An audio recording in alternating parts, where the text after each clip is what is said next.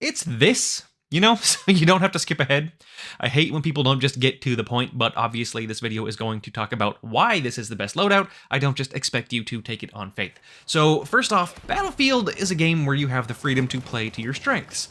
Not only that, but the best in a hero shooter, which make no mistake, that's what this game is, even if the heroes don't have names, the best for a lot of situations depends on your existing team composition.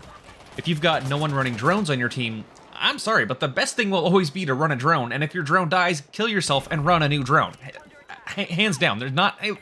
It will always be worth it to spend a 30th of your team's total strength to put the enemy positions on everyone's map.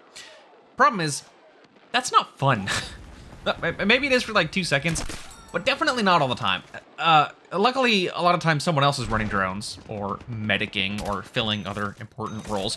On top of that, when we say the best, we're talking big picture, reliable ways to win fights and kill enemies, because think like LMGs, you know, not great overall, but if I'm behind some oblivious enemies, there's nothing I'd rather be using. I mean, just look at this. You don't need skill here, just bullets, just sheer volume, and, you know, maybe a magnum. Delicious. Anyways, not counting unique scenarios, the best loadout has got to be the Assault M433 SVK combo. I literally never regret this choice, and I'm often the kill leader when I run it.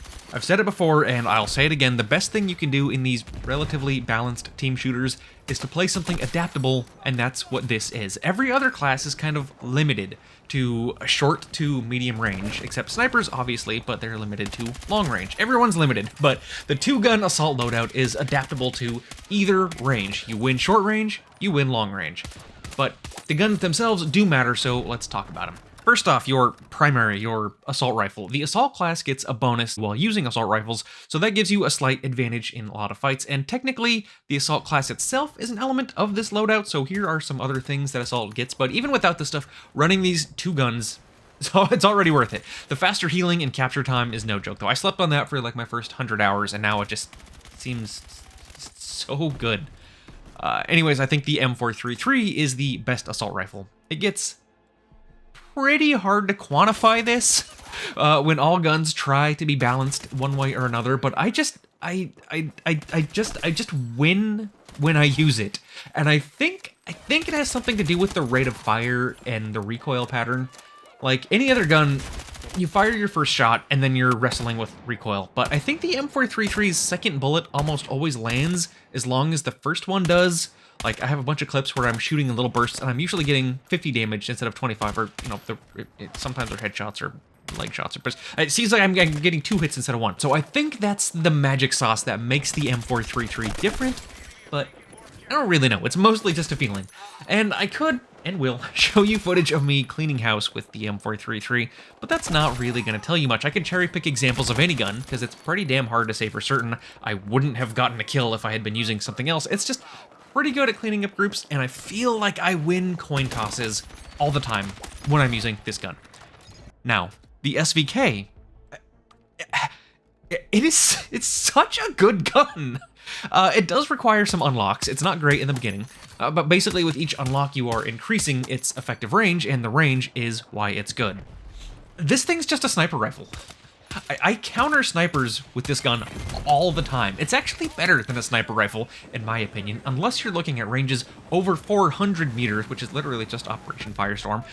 But even then, I still kind of prefer this thing. But the bullet velocity is actually the same as the sniper rifles. This thing is a guaranteed 2-shot kill, with basically no recoil, and you can fire your second shot before your target even has time to respond to the first shot. So, you know, sniper rifles also take 2 shots to kill people, but they have time to scramble for cover after the first shot. The only reason to pick a sniper rifle over the SVK is to gamble on headshots, which, of course, are extremely tasty, but tactically speaking, I would rather just have the quick 2-shot kills, and that's not even, there's no scope glint.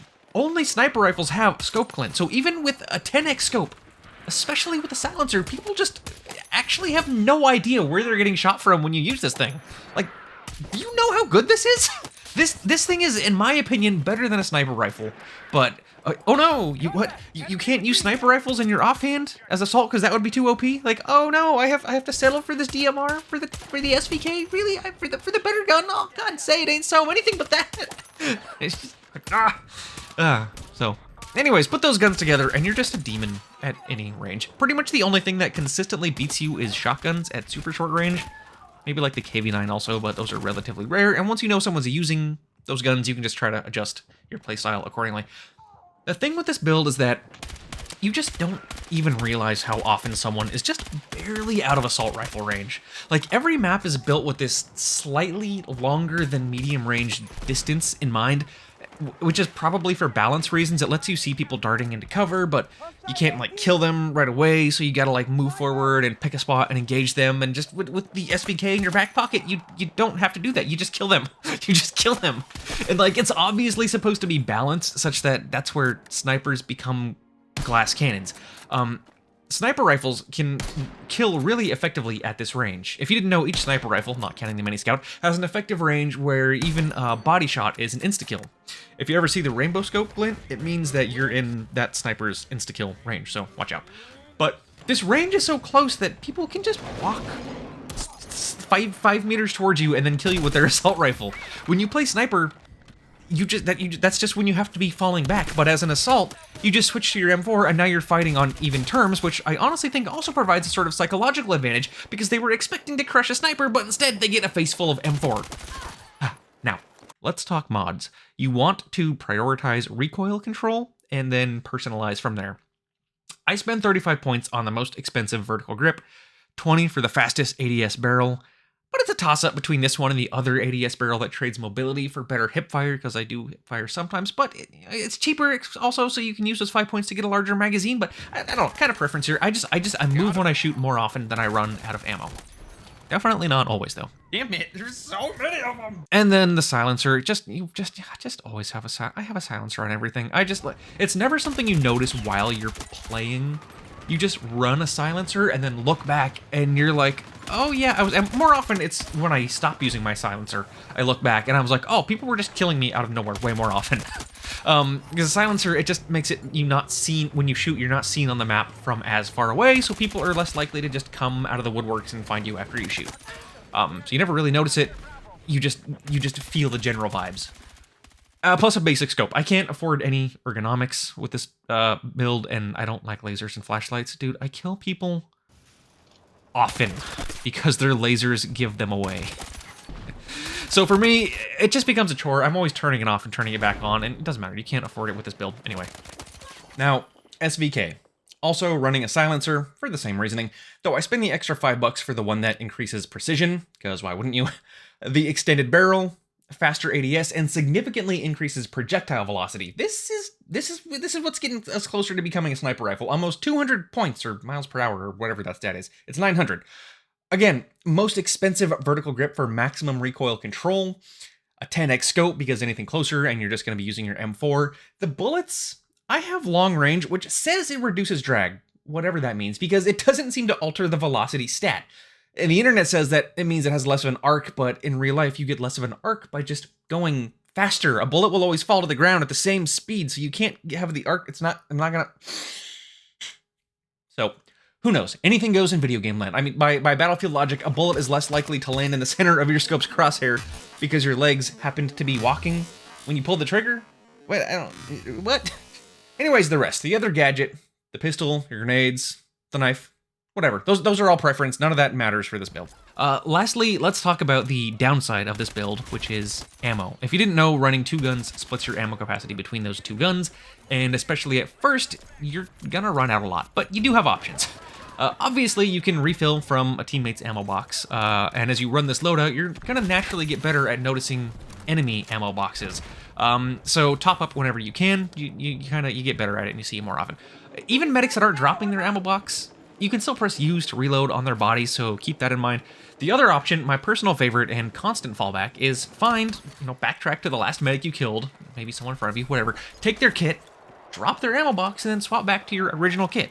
Like, no one kit swaps in this game, and I think that's because it takes all of 4 seconds and everyone's conditioned to just go, go, go, go, go, but it actually does become a little more fun when you slow down a tad, and you do better, honestly, when you do slow down, but that's a different video. The last option, of course, with ammo is to just die. Just whip out your pistol and get in some practice before you go down. If you're out of ammo, that means you already did your job, you know? You already killed a bunch of people. And pistols, you get in a little bit of practice, especially with the M44, and you can do some damage. You gotta be close, but you can do some damage. It's almost always the assault rifle that runs out of ammo anyway, so you've still got the SVK for range and the pistol for super close quarters. You're just kind of weak at medium range, so whatever. Get in close and just go down in a blaze of glory. So that's it. That's the best build. I'm a little reluctant to post this because I don't want more people to know about it, but I'm not popular anymore anyway, so we'll see. Maybe the clickbait title will do some heavy lifting. Oh yeah, and feel free to argue with me about assault rifles in the comments because I know some people like the Cord, other people say the SMG is better, but the SMG does not get the bonus from the assault class. I guess it's all preference, but I swear the M433 is just the best. I promise that's just what I feel like.